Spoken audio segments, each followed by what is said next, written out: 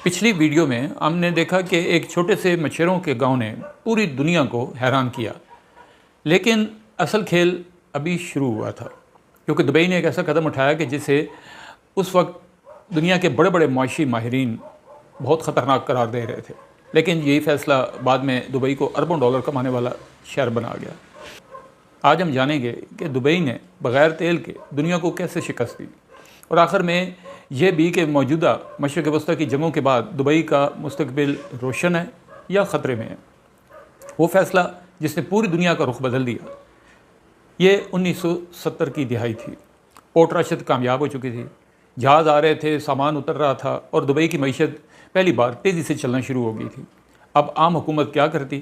عموماً ٹیکس بڑھاتی، ہر جہاز سے زیادہ پیسے وصول کرتی، لیکن شیخ راشد نے بالکل الٹ فیصلہ کیا۔ انہوں نے اعلان کیا کہ پورا جبل العلی فری زون ہوگا، یعنی نہ امپورٹ ٹیکس، نہ ایکسپورٹ ٹیکس، نہ مینوفیکچرنگ پر بھاری ٹیکس۔ لوگ حیران رہ گئے، کسی نے کہا یہ پاگل پن ہے، لیکن شیخ راشد جانتے تھے کہ اگر ایک دکان کم منافع رکھے لیکن لاکھوں گاہک آ جائیں تو آخر میں فائدہ اسی کا ہی ہوتا ہے، اور یہ دبئی نے کیا۔ چند ہی سالوں میں دنیا کی بڑی بڑی کمپنیاں دبئی پہنچنے لگیں۔ کیوں؟ کیونکہ انہیں صرف ایک چیز چاہیے تھی، آسان کاروبار، کم کاغذی کارروائی، تیز اجازت نامے، جدید بندرگاہ، اور 3 براعظموں کے درمیان بہترین لوکیشن۔ یورپ جانا ہو، ایشیا جانا ہو یا افریقہ، ہر راستہ دبئی سے آسان ہو گیا۔ دبئی نے صرف بندرگاہ نہیں بنائی، اس نے دنیا کے کاروبار کے لیے ایک شارٹ کٹ بنا دیا۔ اس وقت پورے خطے میں کراچی ایئرپورٹ ایک اہم مرکز تھا، بہت سی بین الاقوامی پروازیں وہاں سے گزرتی تھیں۔ شیخ راشد نے سوچا کہ اگر جہاز سمندر سے دبئی آ سکتے ہیں تو آسمان سے کیوں نہیں آ سکتے؟ چنانچہ دبئی ایئرپورٹ کو مسلسل وسعت دی گئی، مزید رن ویز بنائے گئے، ایئر لائنز کو سہولتیں دی گئیں، اور پھر 1985 میں ایک نئی ایئر لائن وجود میں آئی، ایمریٹس ایئر لائن۔ شروع میں کسی نے اسے سنجیدہ نہیں لیا، لیکن حکومت نے اسے صرف ایک کمپنی نہیں سمجھا بلکہ دبئی کے برانڈنگ کا حصہ بنا دیا۔ آج ایمریٹس دنیا کی معروف ترین ایئر لائنز میں شمار ہوتی ہے، اور دبئی کا ہوائی اڈہ بین الاقوامی مسافروں کے اعتبار سے دنیا کے مصروف ترین ہوائی اڈوں میں شامل ہے۔ دبئی نے سیاحت کو کاروبار بنا دیا۔ سوچا گیا کہ لوگ کاروبار کے لیے تو آ رہے ہیں، لیکن عام سیاح کیوں آئیں گے؟ یہیں سے دبئی نے ایک نیا کھیل شروع کیا۔ انہوں نے فیصلہ کیا کہ جو چیز دنیا میں موجود ہے ہم اس سے زیادہ شاندار بنائیں گے۔ صحرا میں مصنوعی جزیرے، دنیا کے بلند ترین ہوٹلوں میں سے ایک برج العرب، پھر دنیا کی بلند ترین عمارت برج خلیفہ، پھر دنیا کے بڑے شاپنگ مالز، پھر ایسے فوارے، ایسے ریزورٹس، ایسے ایونٹس کہ لوگ صرف دیکھنے کے لیے آتے تھے۔ دبئی اب صرف ایک شہر نہیں رہا تھا، وہ ایک برانڈ بن چکا تھا۔ اب دنیا کے ذہنوں میں ایک ہی سوال تھا کہ جب ٹیکس نہیں، پھر حکومت کماتی کہاں سے؟ یہ سوال ہر کوئی پوچھتا تھا۔ اگر دبئی انکم ٹیکس نہیں لیتا تو حکومت چلتی کیسے؟ یہ بات بہت دلچسپ ہے۔ حکومت کی آمدنی کے کئی ذرائع ہیں: بندرگاہ، ہوائی اڈے، سرکاری فیسیں، ویزا، جائیدادوں کی رجسٹری، سیاحت، کاروباری لائسنس، ویلیو ایڈڈ ٹیکس، اور سرکاری کمپنیوں کی آمدنی۔ یعنی حکومت نے اپنی آمدنی صرف ایک ذریعے پہ نہیں چھوڑی۔ یہی وجہ ہے کہ دبئی نے اپنی معیشت کو زیادہ ڈائیورسفائڈ بنایا۔ لیکن ہر کامیابی کی ایک قیمت ہوتی ہے۔ دبئی کی چمکتی ہوئی عمارتوں کے پیچھے لاکھوں مزدوروں کی محنت ہے۔ بھارت، پاکستان، بنگلہ دیش، نیپال، فلپائن اور کئی دوسرے ممالک سے آنے والے لوگ جنہوں نے شہر کی تعمیر میں اہم کردار ادا کیا۔ کئی انسانی حقوق کی تنظیموں نے ماضی میں مزدوروں کی رہائش، اجرت اور کفالہ نظام پر شدید تنقید بھی کی۔ اسے ماڈرن سلیوری بھی کہا گیا۔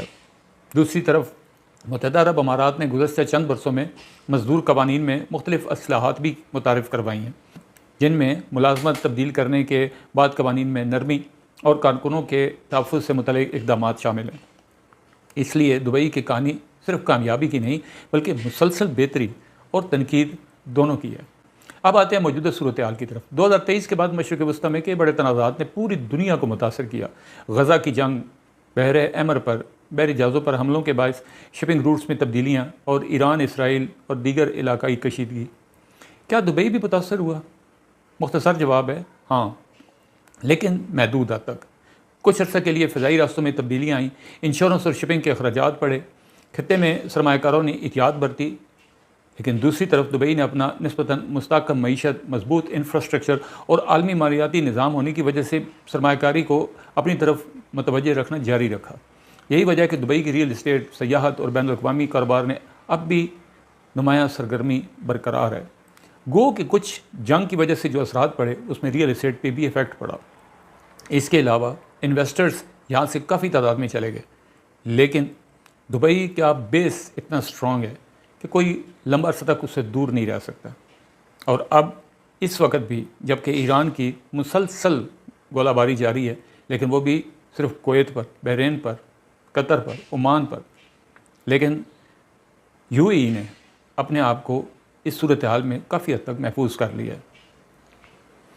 بہرحال اگرچہ علاقائی کشیدگی ایک مستقل خطرہ بنی ہوئی ہے، اب سوال یہ ہے کہ کیا دبئی کا مستقبل محفوظ ہے؟ اگر آنے والے برسوں میں خطے پر بڑے پیمانے پر جنگ نہ پھیلی تو ماہرین کے مطابق دبئی کے پاس اب بھی کئی مضبوط پہلو ہیں۔ مصنوعی ذہانت، فن ٹیک، ڈیجیٹل بینکنگ، لاجسٹکس، سیاحت اور عالمی مالیاتی خدمات، لیکن چیلنجز بھی کم نہیں۔ شدید گرمی، پانی پر انحصار، علاقائی سیاسی کشیدگی اور دنیا میں بڑھتا ہوا مقابلہ، خاص طور پر سعودی عرب جیسے ملک کی جانب سے۔ دبئی کو اپنی برتری برقرار رکھنے کے لیے مسلسل جدت، سرمایہ کاری اور بہتر پالیسیوں کی ضرورت ہوگی۔ سے نہیں بنتا بلکہ صحیح فیصلوں سے بنتا ہے۔ تیل نے دبئی کو ایک موقع دیا صرف، لیکن منصوبہ بندی نے اسے ایک شناخت دی۔ سیراب وہی تھا، ریت وہی تھی، گرمی بھی وہی تھی، بدلی تو صرف ایک چیز، سوچ۔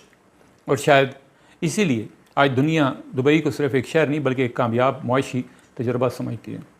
لیکن تاریخ ہمیں یہ بھی سکھاتی ہے کہ کوئی بھی کامیابی ہمیشہ کے لیے یقینی نہیں ہوتی، ہر دور کا ایک نیا امتحان ہوتا ہے۔ اب دیکھنا یہ کہ کیا دبئی آنے والی دہائیوں میں بھی اپنی رفتار برقرار رکھ سکے گا، یا دنیا کا بدلا ہوا معاشی اور سیاسی نقشہ اسے ایک نئے امتحان میں ڈال دے گا۔